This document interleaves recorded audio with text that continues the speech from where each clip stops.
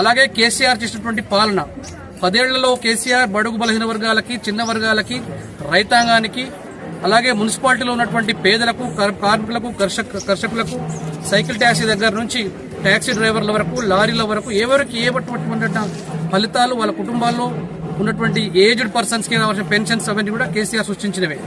కేసీఆర్ పథకాలు ఇప్పుడు మళ్ళీ ఈ 3-4 ఏళ్లుగా ఈ ఎన్నికలు వచ్చినప్పటి నుంచి 2.5 సంవత్సరాలుగా ప్రజలకు సర్కారు అందిన పరిశ్రమలో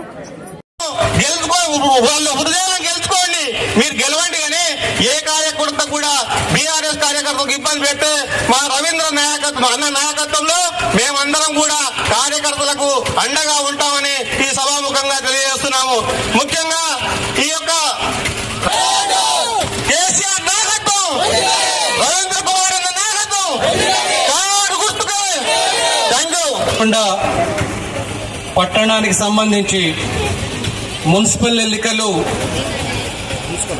ఆలస్యంగా జరగడానికి నడిపిస్తున్నటువంటి ఈ ప్రాంత 15 ఏళ్లుగా ఈ ప్రాంతంలో కేసీఆర్ గారి నేతృత్వంలో బీఆర్ఎస్ పార్టీ అధికారంతో పరిపాలన చేసినటువంటి మాజీ ఎమ్మెల్యే శ్రీ రవీంద్ర కుమార్ గారు, అలాగే దేవరకొండ పట్టణ ముఖ్య న్యాయ నిపుణులు, న్యాయ సలహాదారుడు, పేదల పాలిటీ న్యాయం కోసం మాట్లాడే అన్న గాజుల ఆంజనేయులు గారు, బీఆర్ఎస్ పార్టీ నా సహచార మిత్రులు బిలియా నాయక్ గారు, కిషన్ గారు, అలాగే మేము 3 నిమిషాల్లో రాగలం. భయం లేదు. ప్రజలను భయపెట్టి అభిమానం ఎవరి పట్లయితే ఉందో వారికి వ్యతిరేకంగా మాట్లాడుతూ ప్రజలను ఇబ్బంది పెట్టే కార్యక్రమాల్లో భాగంగా ఎన్నికల ప్రక్రియ జరగకూడదు. ప్రజాస్వామ్య వ్యవస్థలో బడుగు బలహీన వర్గాలు ఒక పక్క ఉంటారు, డబ్బున్న వాళ్ళు ఒక పక్క ఉంటారు. కులాల వారిగా కొన్ని సంస్థలు, వ్యవస్థలు, ఇళ్ళు, వాకిళ్ళు మన వ్యవస్థలో ఉన్నాయి. మనది భారతదేశం. హైందవ సిద్ధాంతం ప్రకారం, మహమ్మదీ సిద్ధాంతం ప్రకారం, క్రైస్తవ సిద్ధాంతం ప్రకారం గుళ్ళు, గోపురాలు, మసీదులు, చర్చిలు కూడా ఉంటాయి. అంత మాత్రాన ఒకరిని తక్కువ మరొకరు ఎక్కువ అనే ప్రతిపాదన పాలకులు, ఆ పాలలో కాంగ్రెస్ పార్టీని ద్వారా అధికారంలో ఉన్నటువంటి వ్యక్తులు మాట్లాడడం సముచితం కాదు. మీరు 5 నిమిషాల్లో వచ్చి ఏం చేయగలరో ప్రజలకు చెప్పాలి. 5 నిమిషాల్లో వచ్చి మీ సమస్య తీరుస్తా, 5 నిమిషాల్లో వచ్చి మీ కష్టాన్ని ఆదుకుంటా, 5 నిమిషాల్లో వచ్చి మీ పక్కన నిలబడతా, అది చెప్పాల్సిన శాసనసభ్యులు కాంగ్రెస్ పార్టీ కార్యకర్తకో, కాంగ్రెస్ పార్టీకి ఏదైనా ఇబ్బంది జరిగితో అంటే కాంగ్రెస్ పార్టీ కార్యకర్తలు మాత్రమే ఈ సమాజంలో మనుషులుగా గుర్తిస్తున్నారా? మీరు కాంగ్రెస్ పార్టీ కార్యకర్తకి ఇబ్బంది వస్తే మీరు 4 నిమిషాల్లో వస్తారు. ఇక్కడ ఎవరికైనా సహజంగా ఏ పార్టీకి చెందిన వ్యక్తి అయినా కావచ్చు, లేదా పరాయి పార్టీ కావచ్చు, వారికి ఇబ్బంది వస్తే మీరు 4 నిమిషాల్లో వచ్చి వారిని ఆపే క్రమమా, లేకుంటే మీరు వారిపై దౌర్జన్యం చేసే కార్యక్రమం చేయదలుచుకున్నారో అది సాగదు. ప్రజలు వ్యతిరేకిస్తారు. ప్రజలు ఏ పార్టీ పై అభిమానం ఉంటే వారి వైపు ఉంటారు. యువకులు, ఈ ప్రాంతానికి చెందినటువంటి వారు, అంజిగౌడ్ నాకు ఆత్మీయుడు. నేను ప్రజారాజ్యం పార్టీలో ఉన్నప్పటి నుంచి అంజిగౌడ్తో నాకు సహచర్యం ఉంది. ప్రజారాజ్యం పార్టీతో అంజిగౌడ్ ఈ ప్రాంతంలో రాజకీయ రంగేట్రం జరిగింది.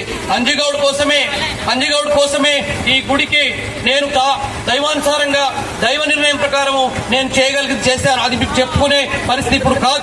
కాబట్టి దయతో మీరందరూ కూడా ఆలోచించుకోండి ఒకసారి. ఈ వార్డు ఇక ముందుకెళ్లాలని కుట్ట రప్పలుగా ఉన్న వాళ్ళు ఎంతో కొంత బీఆర్ఎస్ పార్టీ పాలనలో రవీంద్ర కుమార్ గారి నేతృత్వంలో ఇక్కడ అభివృద్ధి జరిగింది.